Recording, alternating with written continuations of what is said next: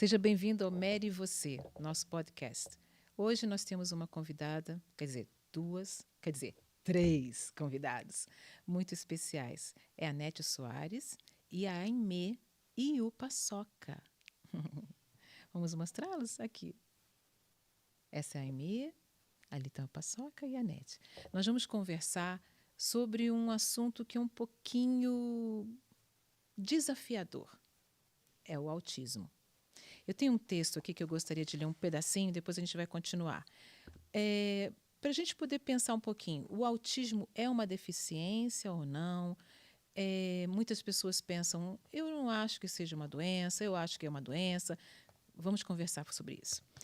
Trazemos esse tema para promover a conscientização da sociedade sobre as necessidades específicas de organização social e de políticas públicas para promover a inclusão social desse segmento populacional e também para combater o preconceito e a discriminação.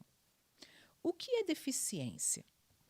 Se pensarmos conceitualmente e de modo bem amplo, o que significa ser uma pessoa com deficiência, entenderemos que nada mais é do que possuir uma limitação no desempenho de uma determinada atividade. Do ponto de vista físico, esta limitação poderia ser visual, motora ou do ponto de vista mental. Poderíamos estar diante de uma pessoa com deficiência intelectual.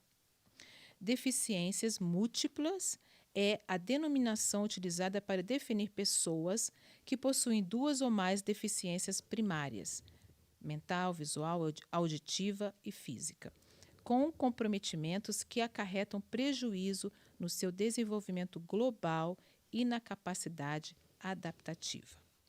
Então, o autismo é deficiência ou não? Devemos entender separadamente o autismo, é um transtorno, e o autista é o indivíduo. O transtorno do autismo engloba um espectro enorme de características comportamentais que não estarão necessariamente presentes em todos os autistas. Eles são individuais. Que não estarão necessariamente presentes em todos. Por exemplo, nem toda criança com autismo enfileira brinquedos ou gosta de observar rodinhas girando. E, do mesmo modo, muitas crianças que não são autistas também brincam deste modo intensivo e frequentemente giram rodinhas. E assim, nesse amplo espectro, percebemos autistas com inteligência normal, outros com deficiência intelectual e alguns com inteligência muito superior ou até mesmo com altas habilidades e superdotação. Certa vez, ouvi uma frase que gosto de repetir. Conhecer um autista não significa conhecer o autismo.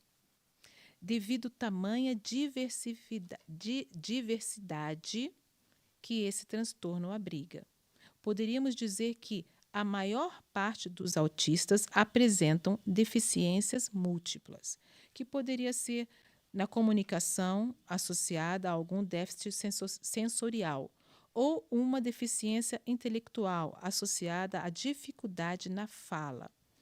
Mesmo autistas com bom desempenho acadêmico e funcional poderão ter dificuldades em alguma área social, adaptativa ou até de habilidades motoras finas. O importante será definir qual o grau ou intensidade de prejuízo que essa pessoa está enfrentando nas suas atividades da vida diária. Encontramos na sociedade centenas e mais centenas de médicos, advogados, engenheiros, professores, esportistas ou outros que são autistas e desempenham adequadamente seu papel profissional, familiar e social. Então, são estes autistas portadores de deficiência? Então, a gente tem que conversar um pouquinho com a Nete para ela contar a experiência dela com a filha dela, com a filhinha dela, porque é um assunto, Nete, que nos desafia. Porque a gente escuta muitas bobagens, muito preconceito, como a gente leu aqui no texto, E por isso a gente precisa conversar mais. E quanto mais informação nós temos, mais muralhas são derrubadas, mais as pessoas vão compreender como é essa pessoa. Assim como a gente estava conversando antes, uma pessoa não é igual a outra. Ninguém é igual a outro. Nós temos DNAs diferentes. Da mesma maneira, um autista. Ele tem as suas características especiais, diferentes, como qualquer outra pessoa. Conta pra gente, Nete, como foi esse processo de você descobrir o autismo na sua filha? Primeiramente, obrigada pelo convite. É um prazer enorme estar aqui e estar em todos os lugares que eu tenho a oportunidade de falar de autismo e também animal de suporte emocional, porque falar disso está totalmente ligado à minha filha, ao meu seio familiar. E quando eu recebi o laudo da Aimee, que levou 10 anos, Mary, para a gente alcançar, eu descobri que eu ia ter que mudar o meu propósito de vida. E o meu propósito de vida passou a ser consciência do autismo na sociedade. Eu nem falei, deixa eu falar aqui, você é fashion designer e você falou para mim que no comecinho já, depois do nascimento dela, você com depressão, ali nasceu uma nova mãe que estava com depressão e aí houve um choque da realidade, né? Não Exatamente. foi assim, tchan, olha, Exato. a sua filha é autista. Não, é uma Exato. coisa que vai levando, como você falou, 10 anos para conseguir o laudo, o diagnóstico fechado. E isso é uma coisa que muitas mães sofrem. E elas estão aqui nos assistindo, nos ouvindo. Fale para a gente como foram os detalhes, para que elas não possam desistir, não é mesmo? Exatamente. No storytelling que você leu, eu relato que antes da Aimee vir, eu era uma ex-boia fria que alcançou a faculdade, por determinação própria mesmo. E, e a Aimee não estava nos planos, nenhuma criança estava nos meus planos de vida. E a Aimee, quando aconteceu a Aimee, foi através de uma relação abusiva.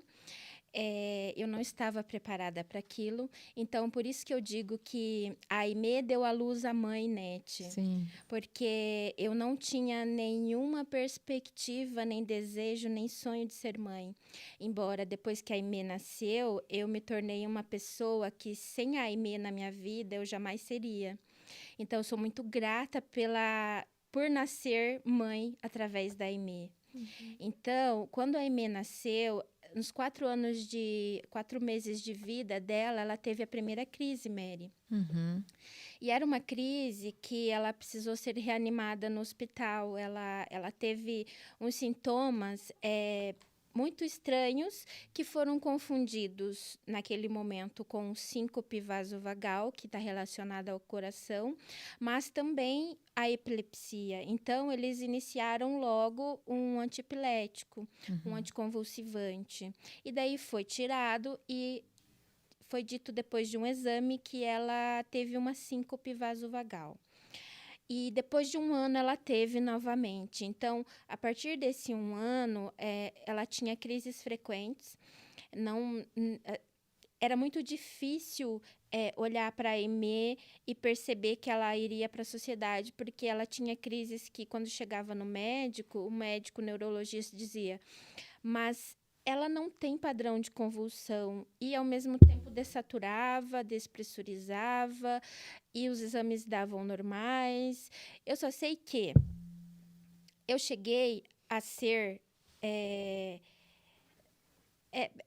Não é a ser, eu cheguei a A ficar. receber uma hipótese diagnóstica antes do laudo que veio contra mim, foi a chamada síndrome de Munchausen, quando a mãe adoece o filho.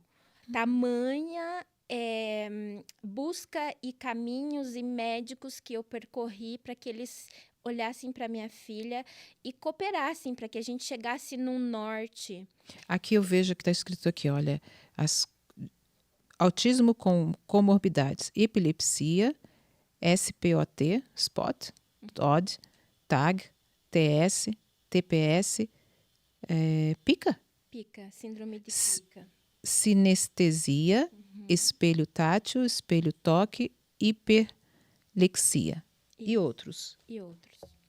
Porque quando veio o laudo, e o laudo veio somente porque, após uma pediatra colocar num encaminhamento da Aimee hipótese diagnóstica, síndrome de Munchausen, que é quando a mãe adoece o filho, ou seja, ela direcionou para mim o problema da minha filha, ou seja, ela quis dizer, essa mãe que está adoecendo essa criança, não é possível, 10 anos com uma pasta enorme de laudos, de exames, de testes, de várias coisas, relatórios, e não chegaram muitos médicos numa conclusão, só pode ser que essa mãe está adoecendo essa criança. Isso foi extremamente destruidor na minha vida, né? Porque foram 10 anos onde, a partir do momento em que eu estava gestante, a Aimee nasceu e eu escolhi a minha filha. Atualmente, nós podemos dizer que as mulheres têm escolha. Elas podem escolher um aborto, elas podem escolher N coisas. Mas eu escolhi ser mãe a partir do momento que a Aimee deu a luz a mim como mãe. Então, eu tinha 10 anos de dedicação plena à minha filha, e chega uma pediatra e fala que o caso da minha filha era uma síndrome de Munchausen. Que história é essa? Eu fui ao Ministério Público, pedi para que ela fosse obrigada a tirar aquilo, e eles disseram que não seria possível, porque ela tinha colocado uma interrogação no final. E isso foi muito abusivo para mim. Seria uma possibilidade. Uma possibilidade, né? mas... Ela não afirmou. Exato. Mas eu não consigo aceitar isso na pouca inteligência que eu tenho. Para eu dizer que esse microfone é um microfone, eu tenho que ter algumas características que me dizem que ele é um microfone. Logo, eu ficava pensando o que ela viu em mim que fez ela pensar e sugerir uma hipótese. Eu entrei em parafuso, voltei à depressão, e isso fez com que eu adoecesse novamente, para a depressão, para o pânico, voltar para os remédios. Então, foi quando eu, além de estar numa fase de laudo para mim, para minha filha, eu adoeci muito. Era uma batalha. Era uma batalha. Sempre foi uma batalha. Sempre foi, porque eu relatava o que acontecia e os médicos não conseguiam conectar num lugar, entende? E você não é a única. Não sou a única. Muitas mães passam por essa peregrinação de conseguir, apesar que, graças a Deus, hoje em dia tem se falado mais horizontes têm sido abertos em relação ao autismo. Nós temos leis que protegem as pessoas que são portadoras ou são autistas, né? Mas, infelizmente, ainda acontece muito isso. Acontece muito. E para chegar no laudo foi porque eu levei um amigo para fazer os testes. E enquanto eu cooperava com ele nas respostas, meu Deus, isso aqui é a Aimee, isso aqui também, isso aqui também, isso aqui também. Quando terminou a sessão, eu virei para a neuropsicopedagoga Fernanda Dresch e falei, Fernanda, você tem que marcar uma consulta para minha filha, porque a Aimee é autista. E aí, no caso, era um adulto já. Era um adulto seu com amigo. 37 anos. E aí ela falou, não, Nete, você só está confundindo, a Aimee é muito inteligente. Eu, não. Vamos marcar uma consulta. Não tem nada a ver com a inteligência, não né? Tem Nós nada a ver. Aqui. E não era nem por uma questão de ela não ter conhecimento para dizer. É porque a Fernanda tinha avaliado a Aimee com 6 anos, mas a Aimee foi avaliada para questões de aprendizado e não de autismo. Sim. Então, até nisso, Mary, os testes são específicos. E há um folclore, as pessoas falam assim, mas ele não tem cara de autista, ele é tão inteligente. E nós lemos aqui, tem vários níveis. Exatamente. Né? E é por isso que o símbolo é um espectro. Porque é muito multidiverso, sabe? Vasto. Então, foi aí que o Hospital Pequeno Príncipe já estava dando alta da neurologia para a Aimee, porque não chegavam num lugar onde os exames pudessem dizer, ok, o que apareceu no exame faz sentido com o que ela apresenta. Então, eu falei, por favor, não dê alta antes de avaliarem com foco em autismo, por favor. Eles perguntaram por quê. E eu já estava há 3 meses estudando sobre o que era o autismo, porque a lanterna ligou naqueles testes do meu amigo. Uhum. E aí foi onde eu fiz todo um dossiê da Aimee, peguei imagens, vídeos, relatos, histórias que eu tinha arquivado como boa mãe dedicada há 10 anos que eu sou, né? E aí eu relatava, registrava tudo, e foi quando eu mandei para o hospital e eles marcaram com um especialista. Veja como faz a diferença você ser uma mãe dedicada. Responsabilidade e autorresponsabilidade é a Porque, palavra. veja bem, hoje em dia, infelizmente eu falo isso com tristeza, muitas mulheres, elas dão à luz a crianças, Uhum, mas elas não são mães. sim. Porque uma mãe é aquela que cuida, educa, protege. Ela está ali para passar a vida àquele novo ser. A vida. E a vida é ampla, não é somente dar comida, não é somente ter uma escola para ir. É você amar, passar aquilo que você tem de melhor, não o ruim, não o pior. Né? O pior você não tem que jogar para o seu filho, porque também existem essas, né, que jogam como uma criança fosse uma latinha de lixo. E ali ela vai lançando tudo aquilo de ruim que ela tem. Todas as frustrações ela joga no filho, todas aquelas reclamações ela joga no filho, culpa joga no filho. Ah, porque eu não consegui isso na minha vida por causa de você. Como que essa criança, que não vai ficar para sempre criança, será um adulto e como que ela vai se projetar na vida, ser um marido, ser uma esposa, ser um funcionário, ser um aluno? Como? São tantas bagagens que as pessoas jogam. Então, existe uma grande diferença em você ser mãe ou você dar à luz ou procriar. Existe uma grande diferença. Então, a gente vê aqui a pessoa fez de tudo. Ela recolheu todas as informações, ela visualizou, não, isso aqui é a cara da minha filha. Eu me vejo um pouquinho no que você fez, porque eu também tenho uma filha. E eu tive que fazer muitas pesquisas, eu tive que estudar para também ajudá-la. Para também ajudá-la, porque o passado dela, né, ela foi adotada, então ela trouxe uma bagagem muito pesada e para ajudá-la eu tive que fazer meu trabalho de casa. Eu tive que correr atrás, eu tive que suar. E muitas vezes tinha pessoas da família, pessoas até médicos. Não, mas ela não tem nada. O que a senhora está vendo nela? Ela é normal. Eu não estou falando que ela é anormal. Tem algo que ela precisa de ajuda. E foi o que você fez. Parabéns. Então, continua aí. Continua que tá bom. Continua. Então, e quando eles. Mas aí enfrentamos um problema que ainda existe, que é a fase de testes, que o SUS não entrega.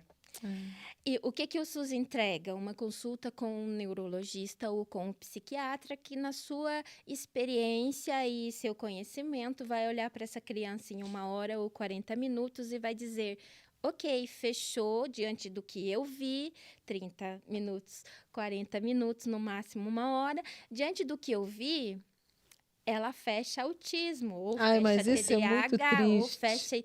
E aí. Porque na hora as crianças mudam. E Ficam aí outra criança. Aí você, não é possível. Não é exatamente. possível. Olha como é que ela tá. Parece um santinho. E aí que eu tenho hoje ajudado, cooperado muitas mães a justamente e inclusive questionarem os médicos nessas consultas, porque muitas realmente não têm como investir R$ 3.000 em 3 meses de testes. E o que eu diria para qualquer pessoa que desconfia que o seu filho ou alguém está no espectro é que faça a vaquinha. Eu troquei por vestido de noiva, por roupa, para que a Aimee tivesse, sim, a bateria de testes que é necessário. Sabe por quê, Mary? Uma coisa é você entregar o seu filho num neurologista ou um psiquiatra, que são quem lauda, e ele dizer F84 com comorbidades. E dizer, vai tomar risperidona, vai tomar sertralina, vai tomar canabidiol, que é o caso da Aimee. Mãe, é isso. E a mãe fica assim, tá, doutor, e o que eu faço agora? Em contrapartida, os testes, eles entregam um mapa extremamente detalhado do seu filho ou do indivíduo. Eu descobri nos meus testes que eu tenho disfunção executiva num nível que é prejudicial para mim, que eu nunca tinha percebido nessa ótica. Não, só um instantinho. Time out. Traduz pra gente o F o quê? F84 é o código do autismo, Ok, então. o CID. E agora você falou que você tem o quê? Um laudo de TDAH, porque depois da IME eu também fui laudada. Transtorno De déficit de atenção e hiperatividade. E a disfunção executiva também existe no autismo. E também existe no TDAH. No meu caso, eu também passei pelos testes depois que vieram os laudos da IME. E eu também fui laudada, mas não para autismo, e sim para TDAH. E chegar nesse espaço de ter um laudo também fez muito sentido e fez eu me abrir para me receber como sou e poder, numa outra ótica, me observar e promover metanoias que vão fazer eu chegar onde eu sempre quis e eu nunca tinha percebido que era um transtorno que me impedia ou que dificultava. E também não te ajuda a entender mais a tua filha? Muito, porque até em ver como ela me vê e eu ver como ela me vê, e também a forma como eu a vejo muda, porque daí eu consigo esmiuçar para lá. Mas aqui eu tô olhando com um hiperfoco que não é o dela. Eu tenho que me posicionar na posição dela, porque no caso da IME, a teoria da mente, que é no autismo, é algo deficiente, inclusive é uma forma, um dos testes de diagnosticar o autismo é executando um teste chamado CLN, que ele testa a teoria da mente. A teoria da mente nada mais é, Mary, do que a capacidade do indivíduo se colocar no lugar dele e no lugar do outro e imaginar o que pode acontecer no entorno. Então, tem essa dificuldade. Eles têm deficiência nisso. Eu assisti uma palestra sobre o autismo e os autistas no ambiente de trabalho.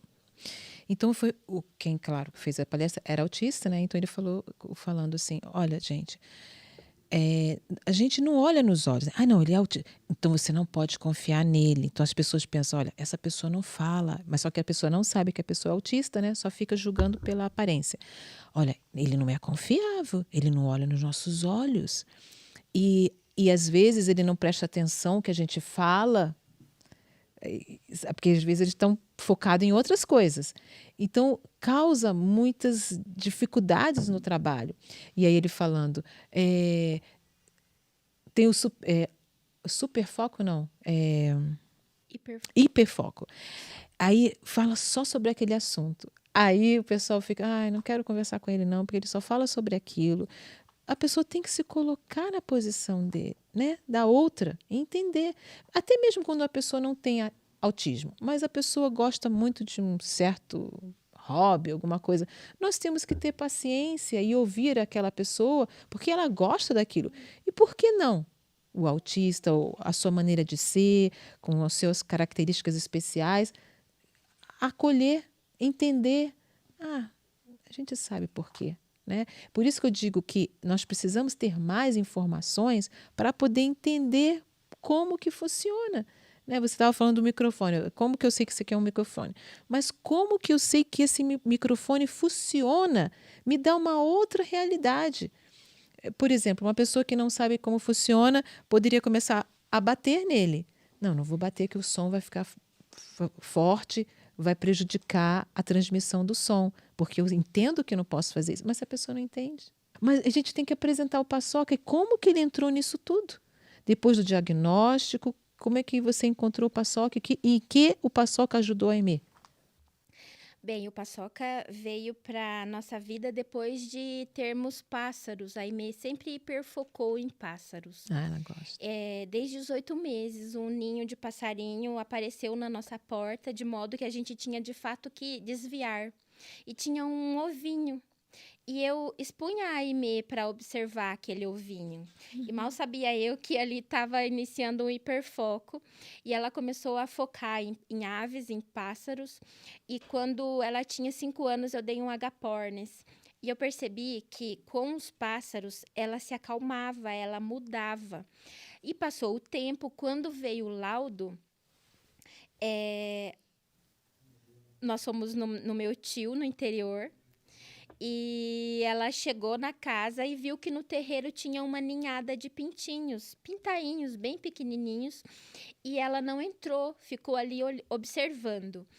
E ela gritou e falou: mamãe, vem aqui. Eu fui lá e ela disse: sabia que aquele pintinho que tem peninha nos pés está sofrendo bullying e preconceito da própria família? Deu, meu Deus, filha, eu nem vi que tinha pintinho. Agora você precisa me explicar o que significa bullying e preconceito num pintinho. Aham. Aí ela falou: ué, você pode olhar, ele tem peninha nos pés e a mãe dele, a família dele estão batendo nele e isolando ele só porque ele tem peninha nos pés. Você realmente vai ter coragem de deixar esse pintinho sofrendo bullying e preconceito da própria família?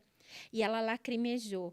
E eu, descaradamente, falei: vou ter coragem. Vou ter coragem de deixar, porque lá em casa tem 7 passarinhos e 2 coelhos. Como que eu vou levar um Mais pintinho que eu um. não sei se é galinha ou galo? E aí, o meu tio escutou aquilo, Mary, e colocou na saída numa caixinha de maisena, aquela menor, e deu um pouco de comida e entregou para ela. Eu falei: tio, pelo amor de Deus. E ele falou: não se preocupe que vai durar 10 dias. Ah, 2 anos. tá Esse aí. bichinho tá aqui. O paçoca. E a minha surpresa, Mary, respondendo a sua pergunta, é que a partir do momento que a Aimee pediu para levar o paçoca ao supermercado e eu aceitei o desafio, imagina, nós íamos passar na frente do açougue e o paçoca que a gente achava que era uma galinha de unha pintada de rosa e tudo, de lacinho rosa aqui, estávamos pintando ele como galinha. No mercado, como assim? Quando eu aceitei o desafio, foi a primeira vez que a Aimee não teve crise no mercado e eu não chamei SAMU, eu não levei ela para casa passando mal. E ali tinha um mistério para mim. Eu, meu Deus, só pode que essa galinha. Vou levar de novo. Mas eu já tinha o laudo. Aí eu podia falar pro gerente: olha, a Aimee é autista e ela tem um laudo de autismo. E quando eu tá com esse bichinho, ela fica melhor aqui no mercado. E aconteceu isso. Eu expliquei, e esse mercado foi super acolhedor. E eu pensei: bom, se no mercado ela não teve mais crise quando tá com o paçoca, eu vou levar para outros lugares. E foi aí que eu mapeei, Mary. No shopping, nunca mais.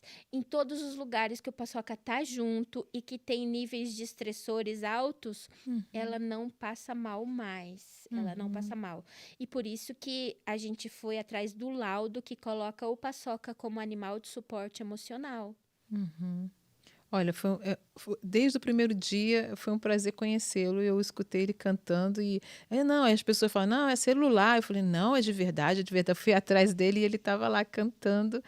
A raça dele qual é que você falou? Nagasaki de bombacha. Nagasaki de Olha lá, quando ele bombacha. tá com os pés juntos, ele forma um coração lá, ó, Olha, com as esporinhas dele.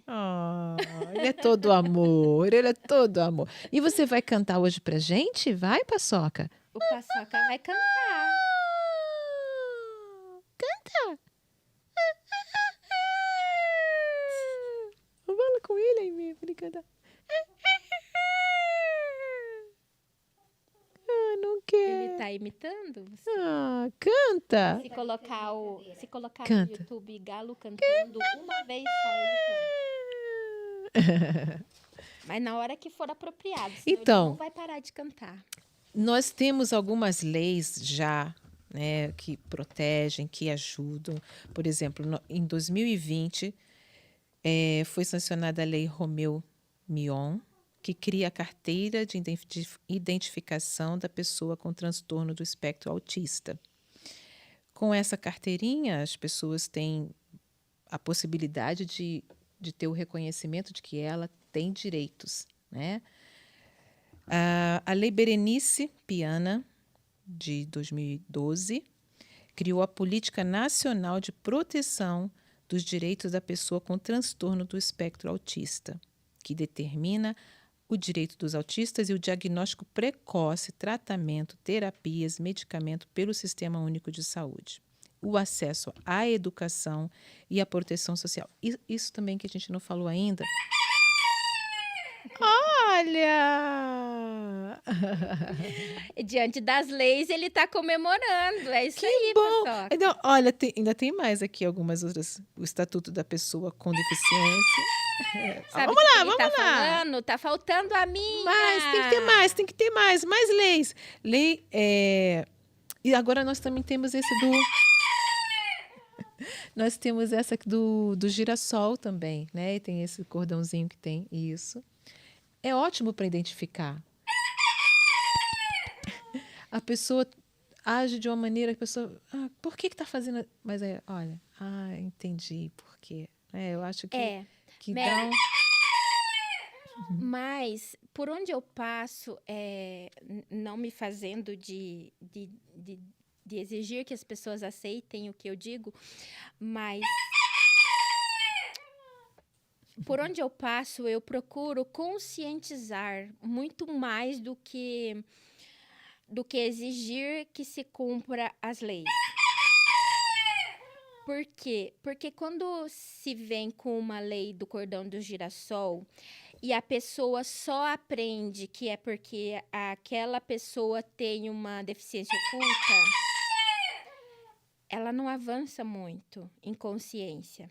Por isso que por onde eu passo eu digo, eu não quero que você tenha empatia de mim como mãe de autista, como TDAH, como uma mãe que escolheu ser autônoma para ficar com a filha. Eu não quero empatia, eu quero que você se conscientize, porque onde tem consciência... Ele está falando isso mesmo, isso mesmo. Onde tem consciência, não tem julgamento e não tem o preconceito, o bullying. É preciso que a pessoa tenha consciência, primeiramente, porque a consciência é a fonte de toda evolução humana. E aí, quando você olha para uma pessoa que tem um cordão de girassol e você só lembra que foi legalizado um cordão para identificá-la, você para ali.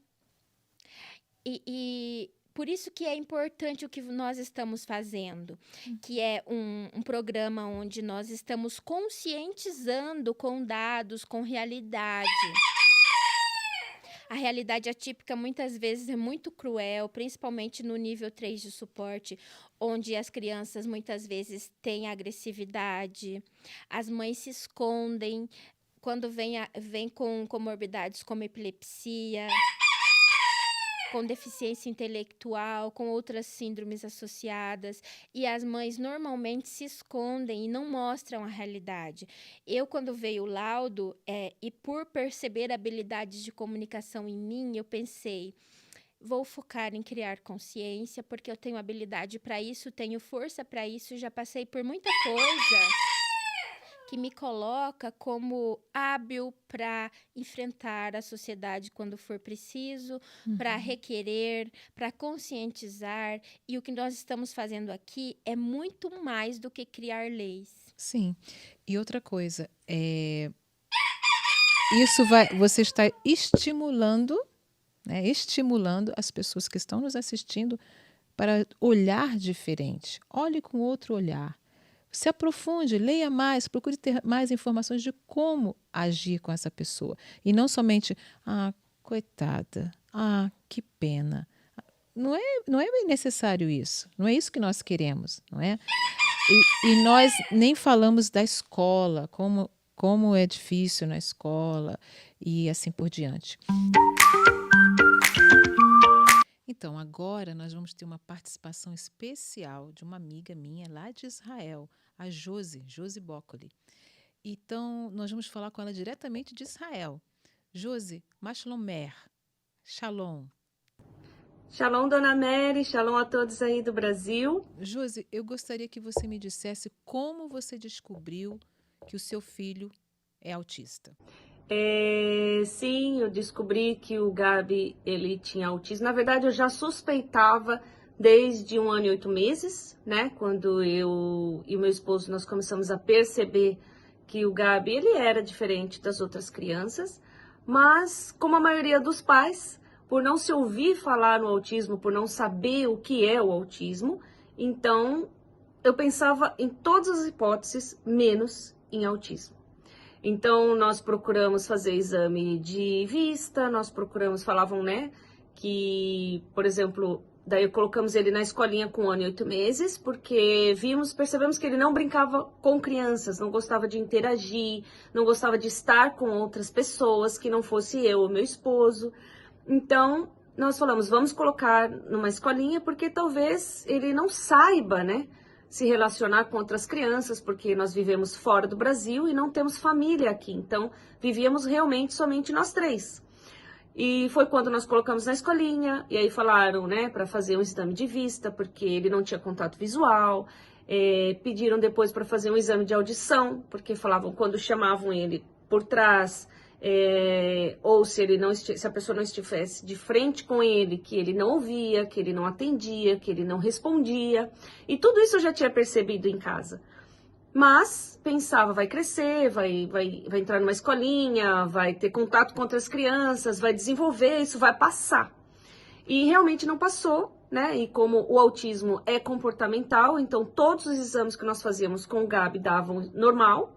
E aí, ok, fizemos o exame de vista, não tem nada. Fizemos o exame de audição, não tem nada. Então, vamos pro próximo, porque nós queríamos saber o que ele tinha para poder ajudá-lo, mas todos os exames que nós fazíamos dava normal. Então, você vai fechando portas e, ao mesmo tempo, você vai ficando sem alternativas para você saber como você pode ajudar o seu filho, como você pode tratá-lo, como você pode cuidar dele, sendo que você não descobre o que ele tem.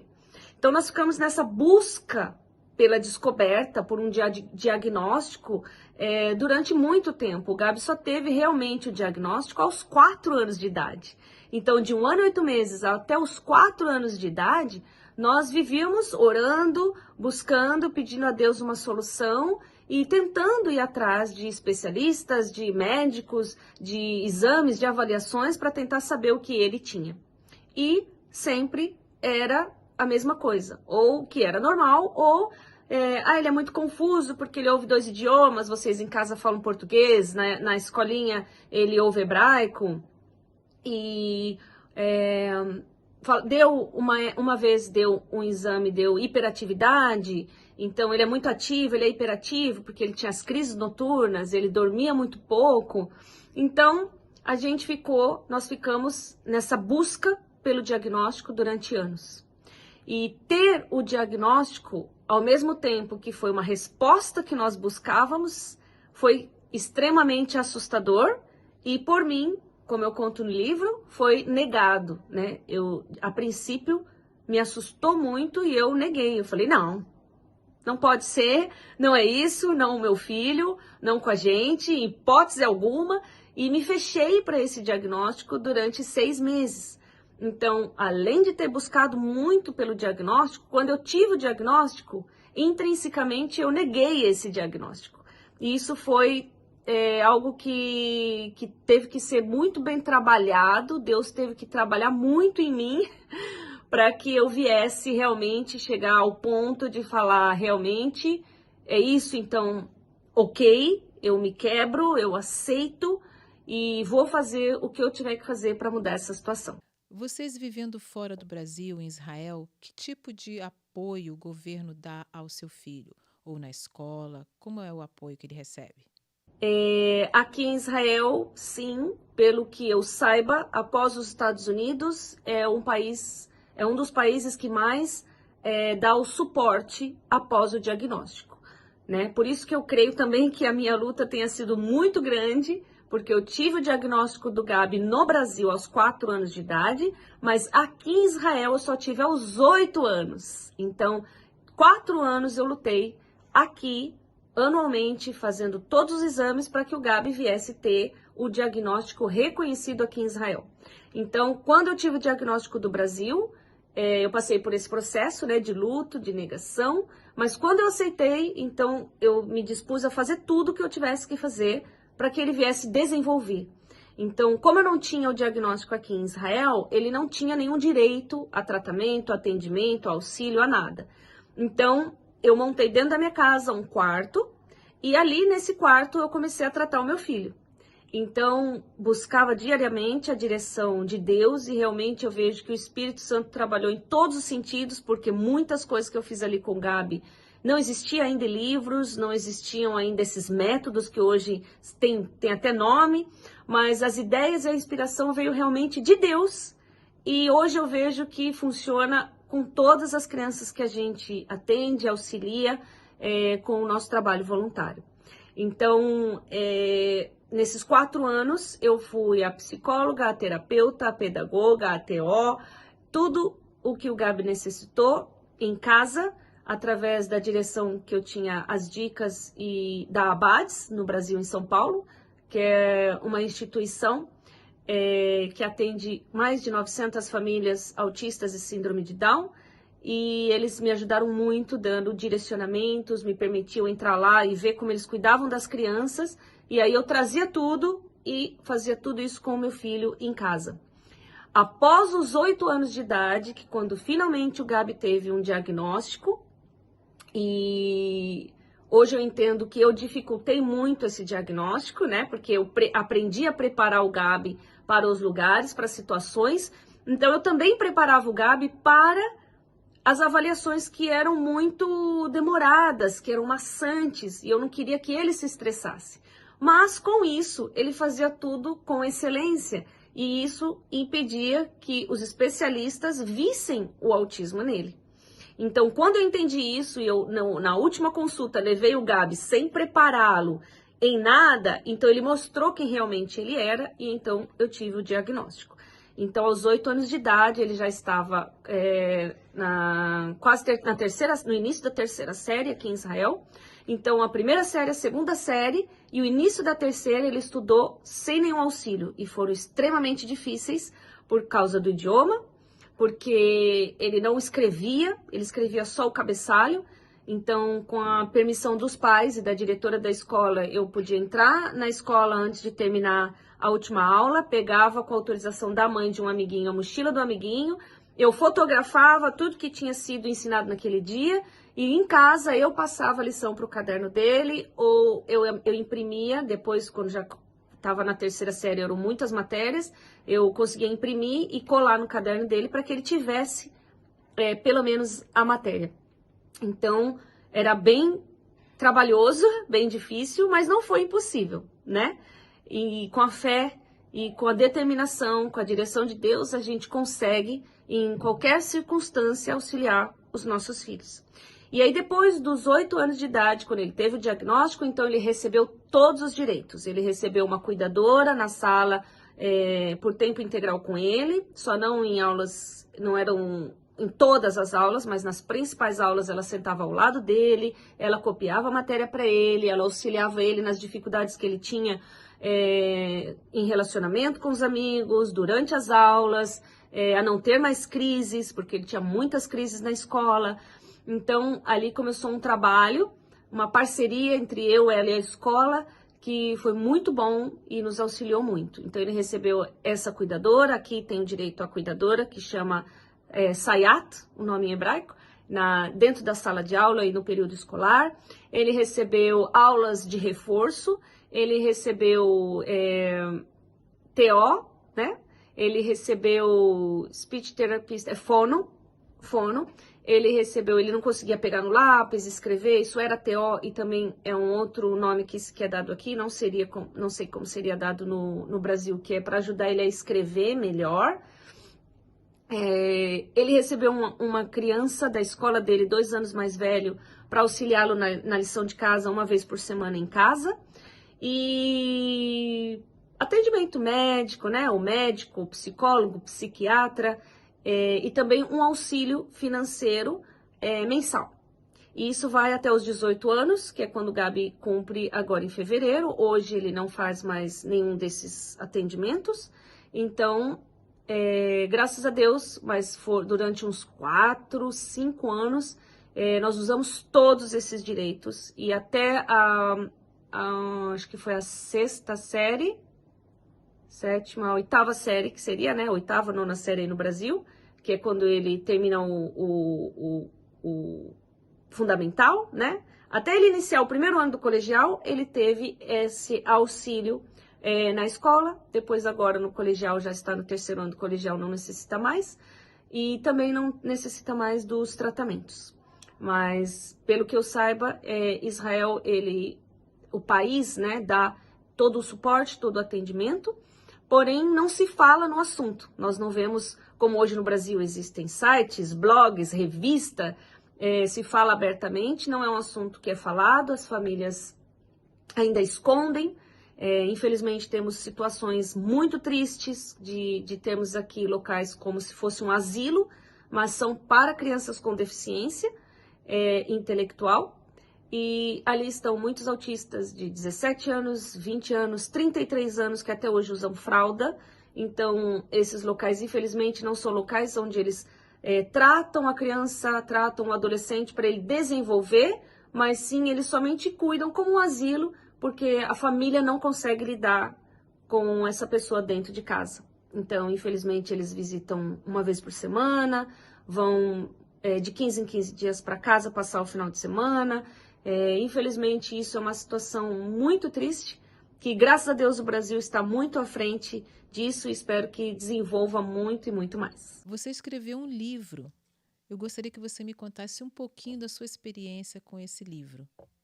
Bom, o livro foi uma ideia que eu falo que realmente nasceu no coração de Deus, porque quando nós passamos por uma grande luta, né, o autismo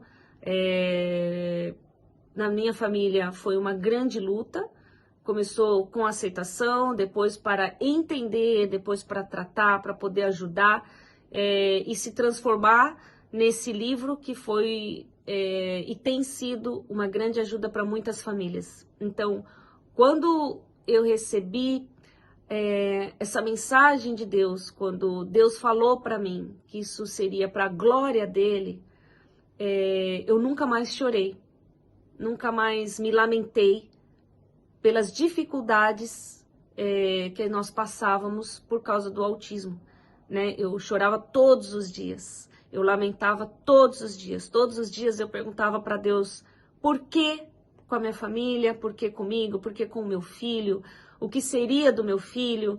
Era assustador pensar que ele não ia casar, que ele não ia falar, que ele não ia se relacionar com pessoas, que ele seria para o resto da vida dependente de mim para comer, para andar. Então, tudo isso era muito assustador e nós que temos uma fé inteligente, vivemos essa fé, era como que isso, né, um quebra-cabeça que não se encaixava. E isso me trazia muitas dúvidas, muitos conflitos. Então, eu primeiro tive que cuidar de mim, me tratar, entender que eu precisava naquele momento de ajuda, eu como mãe, como pessoa, eu precisava de uma cura, né? Porque não é fácil você enterrar todos os seus sonhos. Você, quando projeta um filho, você projeta a vida já do seu filho, né? Você já quer saber o que ele vai ser, como, quando ele crescer e como aquilo seria bom. Então, a pessoa faz planos para os filhos. E quando você recebe essa notícia e você vê com seus próprios olhos que o seu filho não faz nada, não fala, não te enxerga e não come, né?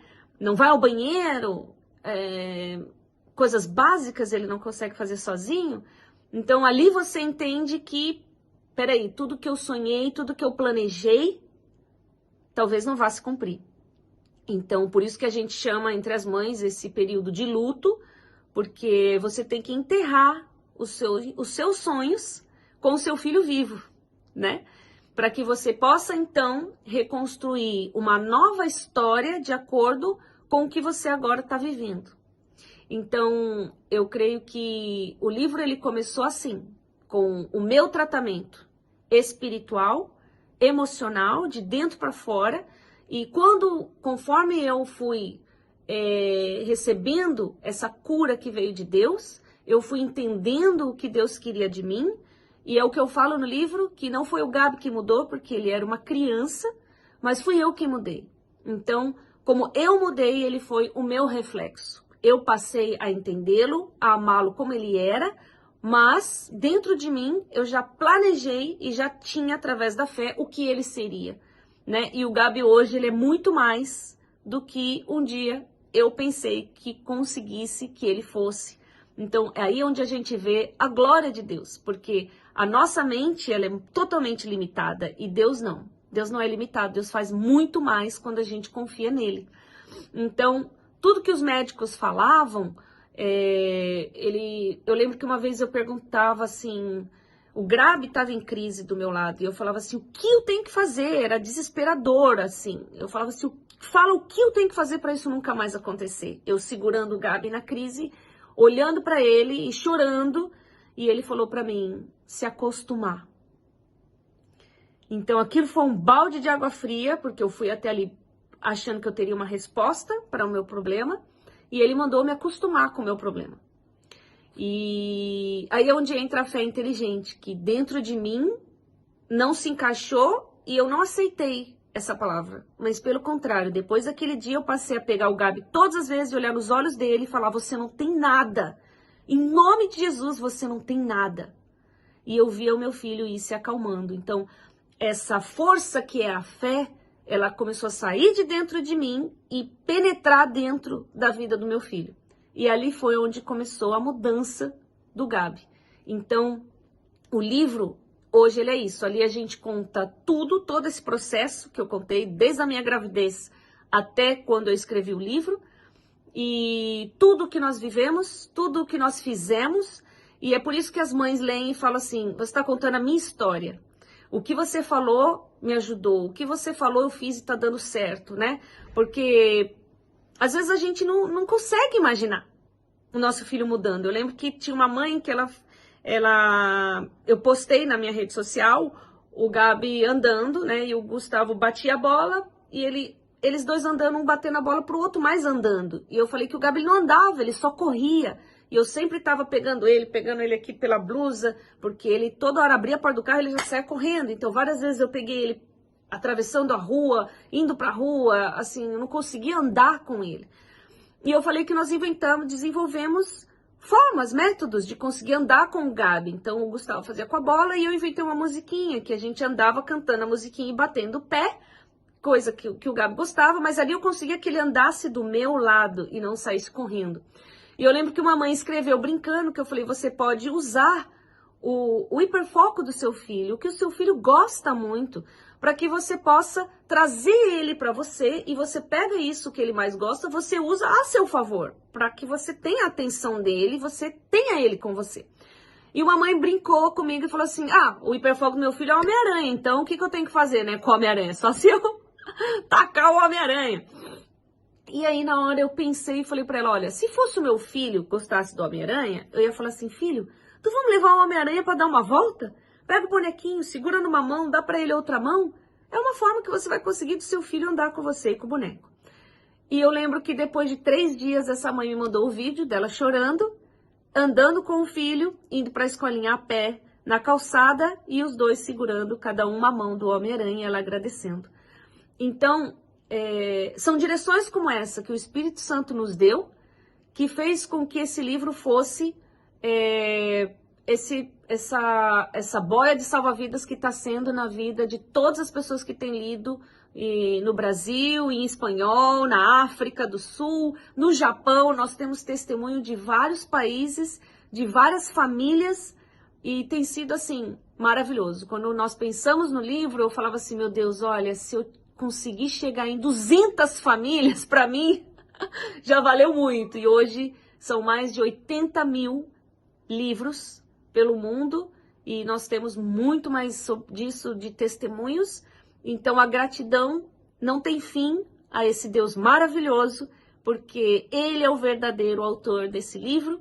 É Ele quem fala, as pessoas acham que sou eu, mas não sou eu, porque é o livro, é o Espírito Santo que fala através desse livro, a cada pessoa que lê, a cada coração, e é Ele quem tem feito essa obra. Então, Que toda honra, que toda glória, que todo louvor seja a Ele, ao nosso Rei Senhor Jesus. E a gratidão. Qual o seu conselho, Josi, para as mães atípicas? O meu conselho para todas as mães é esse. Que primeiro elas busquem se avaliar, se curar, estar bem, porque quando ela estiver bem, quando ela estiver na fé, tudo que ela fizer vai dar certo. E o filho dela vai ser somente o reflexo do que ela tem no interior dela. Então, convido essa mãe a participar de uma reunião na Igreja Universal. A entrar ali, você vai ser bem recebida. As escolas bíblicas na Igreja Universal têm sido adaptadas para receberem crianças com TEA. Elas têm pictogramas, as tias receberam curso, palestra e instruções para receberem o seu filho autista. Ele vai ter um lugar onde ficar, onde vai ser amado, acolhido, bem recebido. E você com certeza vai encontrar ali naquele altar Deus, que é quem te entende, quem te ouve, quem vê você chorando todos os dias na madrugada quando ninguém vê, que vê você chorando no chuveiro, que era o que eu fazia. Eu chorava no chuveiro para ninguém ver, mas Deus, ele te vê. Deus, ele te ouve. Deus, ele entende o que você está passando, o que você está sentindo, e é ele quem vai te curar, te levantar e te dirigir para você chegar juntamente com seu filho, aonde ele planejou que você chegasse, que não é o sofrimento, que não é a dor, mas que é se tornar a glória do Deus vivo aqui na terra. Então, esse é o meu conselho para você. Quando você estiver bem, na fé, bem resolvida com você e com Deus, vocês vão vencer todas as barreiras. Tenha você auxílio do governo ou não, como foi o meu caso aqui, que eu não tinha nenhum auxílio do governo, mas eu tinha o Espírito Santo dentro de mim. E é somente ele o que você precisa para transformar tanto a sua vida quanto a vida do seu filho. Que Deus abençoe. Um grande beijo, um grande abraço aqui de Israel. E estamos juntas nessa caminhada. Obrigada, Dona Mary. Amo a senhora e toda a família. Que Deus abençoe. Um grande beijo e shalom daqui de Israel. Litraot. Muito obrigada pela sua participação, Josi. Foi um prazer falar com você. Um grande abraço para você, Gustavo e o Gabi. Eu gostaria de agradecer imensamente a participação de vocês. Eu tenho certeza que muitas pessoas que estão nos assistindo vão olhar diferente, vão procurar saber mais, porque tem muito mais para saber, gente, porque senão a gente ia ficar aqui muito tempo falando. Eu só queria... Pega aqui o microfone, Aimee, e fale para mim, Aimee, que a gente não escutou sua voz. Quando você ficar adulta, o que você quer ser? Eu quero ser comediante. Comediante, olha, stand-up comedy. Você quer fazer? E artista plástica. Olha que lindo. Então eu vou ficar aguardando para poder ver suas artes. E falar assim, olha, eu conheci essa menininha, essa artista quando ela era pequena. Uma menina. Quantos anos você tem? 12. 12 anos. Vou fazer 13 em dezembro. Tá perto, tá perto.